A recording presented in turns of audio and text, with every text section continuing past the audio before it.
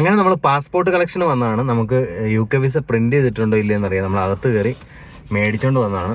Passport നമ്മുടെ കയ്യിൽ കിട്ടിയിട്ടുണ്ട്, നമ്മുടെ പേരൊക്കെ എഴുതിയിട്ടുണ്ട്. നമുക്ക് നോക്കാം.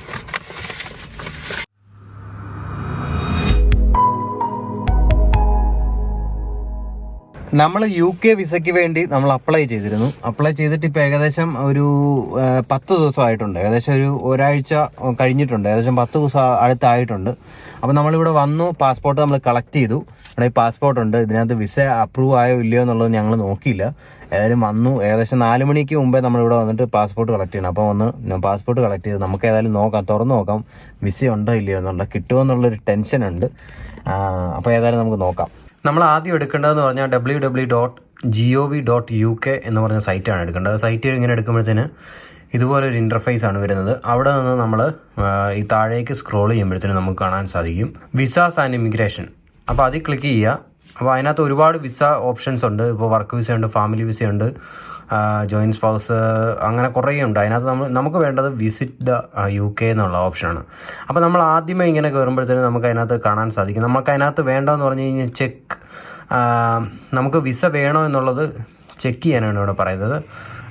വിസിറ്റ് UK വിത്ത് വിസ സ്റ്റാൻഡേർഡ്. നമുക്ക് ആദ്യമേ ചെക്ക് ചെയ്ത് നോക്കാം നമുക്ക് വിസ വേണമെന്ന്. ഇന്ത്യ ആണെങ്കിൽ ഉറപ്പായിട്ട് നമുക്ക് വേണം. അന്നേരം സ്റ്റാർട്ട് നൗ ഉണ്ട്, അതിൽ ക്ലിക്ക് ചെയ്യുക. നമ്മളിപ്പം നമ്മുടെ നാഷണാലിറ്റി ഏത് പാസ്പോർട്ടാണെന്നുള്ളതാണ്. അത് നമ്മൾ ആദ്യമേ ഇന്ത്യ കൊടുക്കുക. അതിനുശേഷം നമ്മൾ എന്ത് പർപ്പസിനാണ് പോകുന്നത്? നമ്മൾ ടൂറിസം പർപ്പസാണ്. Will you be travelling with or visiting either partner or family member in UK? അല്ല, നമ്മൾ ആരെയും കാണാൻ വേണ്ടിയല്ല പോകുന്നത്. ഇതിന് നമ്മൾ എസ് കൊടുത്തു കഴിഞ്ഞാൽ ഉണ്ടെങ്കിൽ നമുക്ക് അവിടുന്ന് സ്പോൺസർഷിപ്പ് വേണം. നമുക്ക് സ്പോൺസർഷിപ്പ് ഇല്ലാത്ത അപ്ലൈ ചെയ്യുന്ന രീതിയാണ് ഞാൻ ഈ കാണിച്ചു തരുന്നത്. നോ കൊടുക്കുക. അപ്പോൾ ഇതുകൊണ്ട് സ്വാഭാവികമായിട്ട് നമുക്ക് വന്നിട്ടുണ്ട് you will need a visa to come to UK എന്നുണ്ട്. അപ്പോൾ സ്റ്റാർട്ട് അഗൈൻ നമ്മൾ apply for a standard visitor visa എന്ന് പറഞ്ഞ ഓപ്ഷൻ കൊടുക്കുക. അത് കഴിഞ്ഞിട്ട് വീണ്ടും നമ്മൾ താഴേക്ക് സ്ക്രോൾ ചെയ്ത് തരും. ഇതൊക്കെ വായിച്ച് നോക്കുക. ഞാനത് ഓൾറെഡി ചെയ്തിട്ടുള്ളതുകൊണ്ടാണ് ഇത്രയും ഇതായിട്ട് പറയുന്നത്. ഇതൊക്കെ കാര്യം പറയുന്നതൊക്കെ പറഞ്ഞാൽ നമുക്ക് അങ്ങോട്ടേക്ക് വരുന്നതിനുള്ള എലിജിബിലിറ്റി നമ്മൾ അവിടെ വന്നു കഴിഞ്ഞാൽ ക്രൈം എന്നുള്ളതൊന്നും ചെയ്യരുത് ഒക്കെയുള്ള കാര്യങ്ങളാണ്. നമുക്ക് ആദ്യമേ വേണ്ടത് നമുക്ക് സ്റ്റാൻഡേർഡ് വിസിറ്റർ വിസയാണ് വേണ്ടത്. 3 മാസത്തെ 3 മന്ത് ബിഫോർ നമ്മൾ ട്രാവൽ ചെയ്യുന്നതിന് മുമ്പെയാണ് വെക്കേണ്ടത്. 115 പൗണ്ട് നമ്മൾ പേ ചെയ്യണം. അതിനകത്ത് 6 മാസത്തെ നമുക്ക് സ്റ്റാൻഡേർഡ് വിസിറ്റർ വിസ, അതായത് നമുക്ക് ഒന്നിൽ കൂടുതൽ തവണ നമുക്ക് അവിടെ വരാൻ പറ്റുന്ന മൾട്ടി എൻട്രി വിസയാണ് നമുക്ക് കിട്ടുന്നത്. അപ്പം നമുക്ക് ഇത് അപ്ലൈ ചെയ്യാം. അപ്പോൾ ഇവിടെ അപ്ലൈ ഫോർ വിസിറ്റർ ട്രാൻസിറ്റ് വിസയല്ല, അപ്ലൈ ഫോർ സ്റ്റാൻഡേർഡ് വിസയ്ക്ക് കൊടുക്കുക. എന്നാൽ ഇവിടെ വിസിറ്റർ സ്റ്റാൻഡേർഡ് വിസ 115 പൗണ്ട് 6 മാസത്തിന്. മെഡിക്കൽ റീസണൊക്കെ ആണെങ്കിൽ 200 പൗണ്ട് 11 മാസം. ഇങ്ങനെയുള്ള പല ഇതുമുണ്ട്. സ്റ്റാൻഡേർഡ് ഇപ്പോൾ 2 ഇയറിൻ്റെ ഉണ്ട് സ്റ്റാൻഡേർഡ് വിസ. അപ്പം ഞാൻ ഏറ്റവും ആദ്യം റെക്കമെൻഡ് ചെയ്യുന്നത് 6 മന്ത്സ് തന്നെ ആദ്യം അപ്ലൈ ചെയ്തിട്ട് നമ്മളൊന്ന് അവിടെ വൺസ് നമ്മൾ പോയിട്ടില്ല എന്നുണ്ടെങ്കിൽ അത് തന്നെ അപ്ലൈ ചെയ്തിട്ട് അവിടെ നമുക്ക് കിട്ടി അവിടെ 1-2 പ്രാവശ്യം പോയതിന് ശേഷം അടുത്ത തവണ അപ്ലൈ ചെയ്യുമ്പോൾ 2 വർഷമോ അതിൽ കൂടുതലോ ഉള്ള വിസകൾ അപ്ലൈ ചെയ്യുന്നതാണ് കുറച്ചുകൂടി നല്ലതെന്നാണ് എനിക്ക് തോന്നുന്നത്. അപ്പോൾ ഞാൻ നോർമലി അപ്ലൈ ചെയ്തത് 6 മന്ത് വിസിറ്റർ വിസയാണ്. അപ്പോൾ നമ്മൾ സ്പോൺസർഷിപ്പ് ഒന്നും ഇല്ലാതെയാണ് അപ്ലൈ ചെയ്തത്. സ്പോൺസർഷിപ്പൊക്കെ ഉണ്ടെങ്കിൽ നിങ്ങൾക്ക് ഈ പറയുന്ന ഏതെങ്കിലും മറ്റൊരു കാറ്റഗറിയിലുള്ളത് ഇപ്പോൾ 2 ഇയറോ 2 ഇയറോ 5 ഇയറോ ഒക്കെ ആയിട്ടുള്ളത് അപ്ലൈ ചെയ്യാൻ സാധിക്കും. നമ്മളിപ്പം അപ്ലൈ ഓൺലൈൻ എന്നുള്ള ഓപ്ഷൻ കൊടുക്കുക. അപ്പോൾ ഇതിനകത്ത് നമുക്ക് ഏത് ലാംഗ്വേജ് വേണമെന്ന് സെലക്ട് ചെയ്യുക. അതിനകത്ത് ഞാൻ ഇംഗ്ലീഷാണ് സെലക്ട് ചെയ്തത്.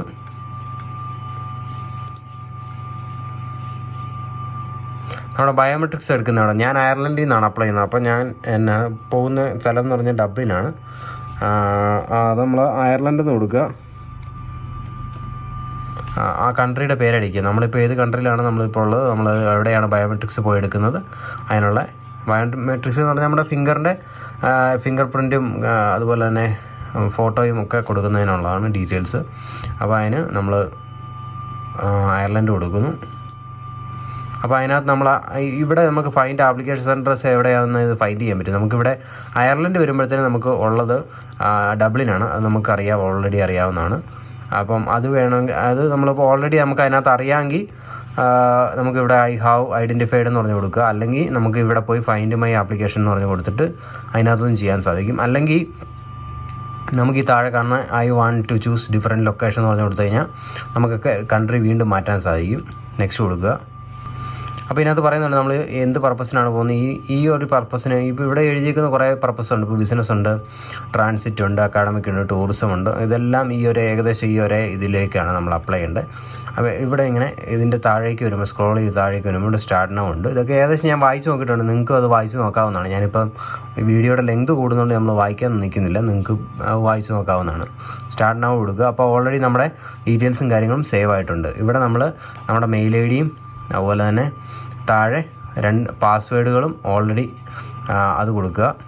നമ്മളവിടെ മെയിൽ ഐ ഡിയും നമ്മുടെ പാസ്വേഡും കൊടുത്ത് നമ്മൾ അതിനകത്തേക്ക് കയറി കഴിയുമ്പോഴത്തേനും നമുക്ക് ഓട്ടോമാറ്റിക്കായിട്ട് ഇവിടെ ശരിക്കും ഒരു 6 ഓപ്ഷൻസ് ഉണ്ട്.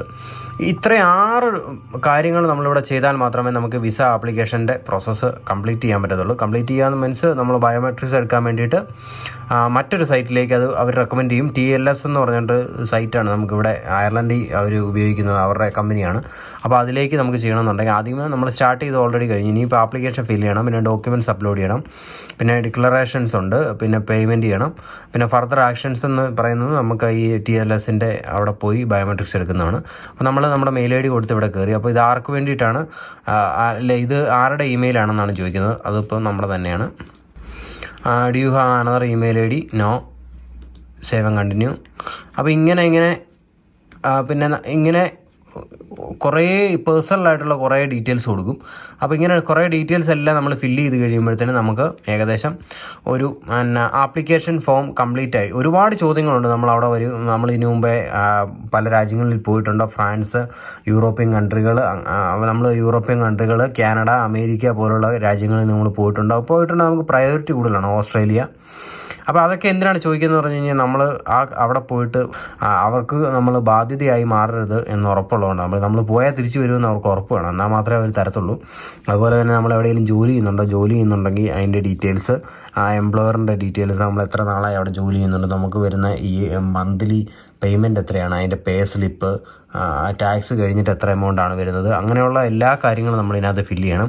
പിന്നെ അതുപോലെ തന്നെ നമ്മുടെ കൂടെ ആരെങ്കിലും ട്രാവൽ ചെയ്യുന്നുണ്ടോ, നമ്മുടെ ഫണ്ട് എത്രയാണ് നമ്മുടെ ബാങ്കിലുള്ളത്, ബാങ്ക് ബാലൻസ് കാണിക്കണം. അപ്പോൾ ബാങ്ക് സ്റ്റേറ്റ്മെൻറ്റ് ഏകദേശം 3 മന്ത്സിലെ ബാങ്ക് സ്റ്റേറ്റ്മെൻറ്റ് കാണിക്കണം.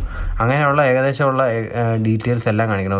ഒരാൾക്കൊരു 1000 യൂറോ ഒക്കെ കാണിച്ചു കഴിഞ്ഞാൽ വലിയ കുഴപ്പമില്ലാതെ തന്നെ നമുക്ക് പോകാൻ സാധിക്കും. അത്രയൊക്കെ വേണമെന്നില്ല, നമ്മൾ ഒക്കെ ഏകദേശം അത്രയാണ് കാണിച്ചത്. അപ്പോൾ അത്രയൊക്കെ ഉള്ള ഡീറ്റെയിൽസും കാര്യങ്ങളെല്ലാം നമ്മൾ ഫില്ല് ചെയ്യണം. ഒരു 10-25 ക്വസ്റ്റ്യൻസ് ഉണ്ട്, അതിനുള്ള ഫില്ല് ചെയ്യണം. പിന്നെ നമ്മൾ ഇതിനു മുമ്പ് ഏതെങ്കിലും കേസുകളിൽ പെട്ടിട്ടുണ്ടോ, തീവ്രവാദി പരിപാടികളോ അങ്ങനെ എന്തെങ്കിലും കമ്മിറ്റ് ചെയ്തിട്ടുണ്ടോ, അങ്ങനെ പ്രശ്നങ്ങളിൽ നമ്മൾ പോയി പെട്ടിട്ടുണ്ടോ എന്നൊക്കെ ഉള്ള ഒരുപാട് ക്വസ്റ്റ്യൻസ് ഉണ്ട്. അപ്പോൾ അതിനെല്ലാം നമ്മൾ ആൻസർ ചെയ്യണം.